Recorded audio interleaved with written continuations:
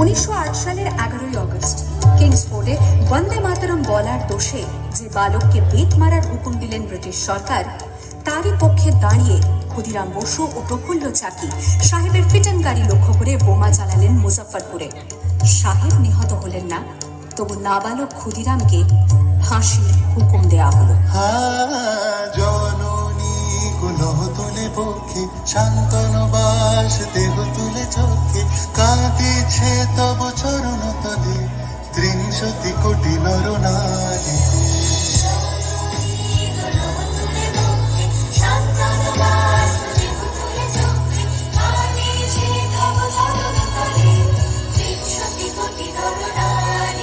যারা স্বর্গগত তারা এখনো জানে স্বর্গের চেয়ে প্রিয় জন্মভূমি এসো স্বদেশ প্রদের মহাদীক্ষালু সেই মৃত্যুর চরণ চুমি। যারা জীর্ণ জাতির বুকে জাগালো আশা মন মলিন মুখে জোগালো ভাষা।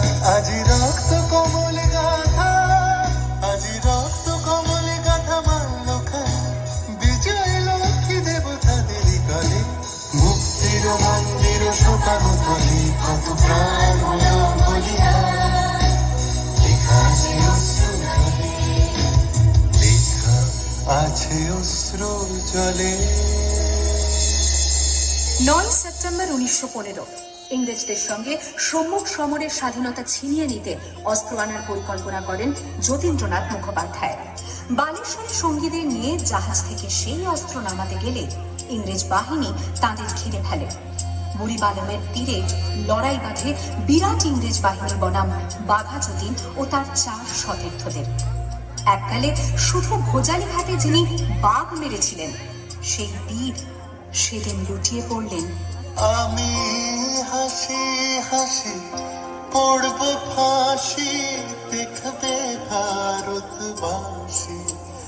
ও মা হাসি হাসি পড়ব ফাঁসি দেখবে ভারতবাসী। একবার বিদায় দে মা ঘুরে আসি।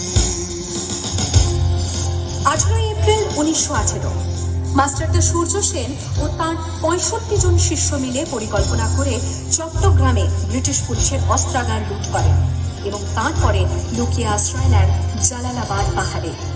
এর 4 দিন পর ব্রিটিশ বাহিনী খুঁজে বার করে মাস্টারদা ও তাঁর সঙ্গীদের। সেদিনের অস্তমিত সূর্য ছিল সূর্য সেনের রক্তের আহ্বান। শোনো আহ্বান আসি মাথা বলতেই দুস্তার পান দুস্তার ছেলে বন্যার মতো বেরিয়ে। আহ্বান শোনো আহ্বান আসি মাথা বলতেই দুস্তার পান দুস্তার ছেলে বন্যার মতো বেরিয়ে। যুগ সঞ্চিত শক্তি দিয়েছে সারা হিমগিরি শুনল কি সূর্যের ইশারা। যাত্রা শুরু উচ্ছা ছোটে দুর্বার বেগে ছুটি উত্তাপ তালে উত্তাপ নাচে মুক্ত শব্দ নটিনি। যাত্রা শুরু উচ্ছা ছোটে দুর্বার বেগে ছুটি উত্তাপ তালে উত্তাপ নাচে মুক্ত শব্দ নটিনি। এই শুধু সুপ্ত যে নবপ্রাণে জেগেছে রণ সাজে সেজেছে অধিকার অর্জনে। এই শুধু সুপ্ত যে নবপ্রাণে জেগেছে রণ সাজে সেজেছে অধিকার।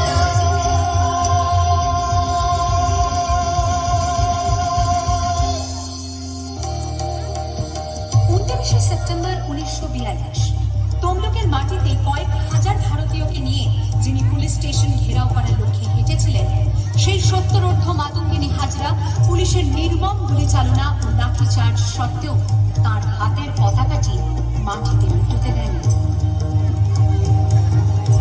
আর ঠিক তার পরের বছর 1943-এর 30 ডিসেম্বর জাপান সরকারের অধীনে থাকা আন্দামান দ্বীপ সেদিন হস্তান্তর করা হলো Indian national আর্মিকে।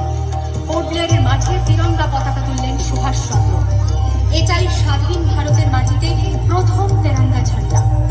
আইএনএর commander in chief Subhash Chandra Bose হলেন ভারত, যাকে স্বীকৃতি দিয়েছিল 18টি দেশ।